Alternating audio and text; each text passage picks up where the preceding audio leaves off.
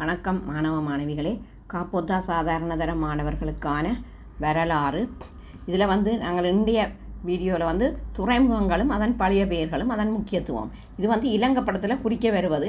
சில நேரம் இன்றைய பெயரை துறைமுகத்தில் கேட்கலாம், துறைமுகத்தில் அதே போல் அல்லது பழைய பெயரை கேட்கலாம். அப்போ அதுக்கு நீங்கள் பழைய பெயரும் தெரிஞ்சிருக்கணும், புதிய பெயரும் தெரிஞ்சிருந்தால் தான் நீங்கள் இலங்கப்படத்தை சரியாக அதில் குறிக்கக்கூடியதாக இருக்கும். அதோட இன்றைக்கு ஒரு முக்கிய அறிவித்தல் என்னென்னு சொன்னால், இன்று மாலை 7:30 மணிக்கு, அதாவது 10 வருட பாஸ் பேப்பரை அடிப்படையாக வைத்து ஆராய்ந்து இலங்கப்படத்தில் எப்படியான இடங்கள் குறிக்க வரும் பரீட்சைக்கு என்ற ஒரு பகுதியை நான் உங்களுடன் கலந்துரையாட இருக்கிறேன். அதை நான் இன்றைக்கி என்னுடைய பெரிய வீடியோவில் போய் பாருங்கள். என்னென்னு சொன்னால் ஷோர்ட்ஸில் எனக்கு நேரம் போதும் அதை செய்வதற்கு. 10 வருட வினாத்தாளை வச்சு தான் நான் இன்றைக்கு அந்த என்னென்ன இடம் பரீட்சைக்கு வரப்போகிறது, என்ன நதி, எப்படியான நதி, எப்படியான குளம், எப்படியான அணைக்கட்டு, அப்படியான விஷயங்கள் பற்றி நான் 10 வருட பாஸ் பேப்பரை ஆராய்ந்து இன்றைக்கு ஒரு வகுப்பு செய்ய இருக்கிறேன். அந்த வகுப்பில் 7:30 மணிக்கு அந்த வீடியோ இன்று மாலை போடப்படும். அதை நீங்கள் தவறாமல் பார்த்து கொள்ளுங்கள்.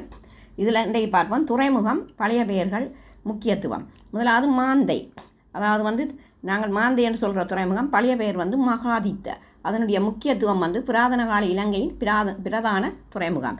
2 காங்கேசந்துறை, இன்றைய பெயர். பழைய பெயர் யம்புகோலப்பட்டினம், வடக்கில் இருந்த மிக முக்கியமான துறைமுகம். அதே போல் 3வது திருகோணமலை, பழைய பெயர் கோகண்ண, இது கிழக்கில் இருந்த மிக முக்கியமான துறைமுகம். ஊர்காவற்றுறை, இதனுடைய பழைய பெயர் ஊராத்தோட்ட. 1ஆம் பராக்கிரமபாகு மன்னன் காலத்தில் இது பெரிய ஒரு வர்த்தகத்துறையாக விளங்கியது. அடுத்தது துறைமுகம் காலி, இன்றைய பெயர். பழைய பெயர் தேவநகர, சீன அராபிய கப்பல்கள் தங்கி நிற்கின்ற ஒரு மிக முக்கியமான துறைமுகம். அடுத்தது திஸ்ஸமகாராம, பழைய பெயர் கொடவாய, தென்னிலங்கையின் மிக முக்கியமான ஒரு வர்த்தக துறைமுகம் ஆகும். இதை நீங்கள் கட்டாயமாக இலங்கப்படத்தில் குறிப்பதற்கு இது மிகவும் அவசியம், தெரிந்து கொள்ளுங்கள். இந்த வீடியோ உங்களுக்கு பிடித்திருந்தால் லைக் பண்ணி, ஷேர் பண்ணி, மறக்காமல் சப்ஸ்கிரைப் பண்ணுங்கள். நன்றி.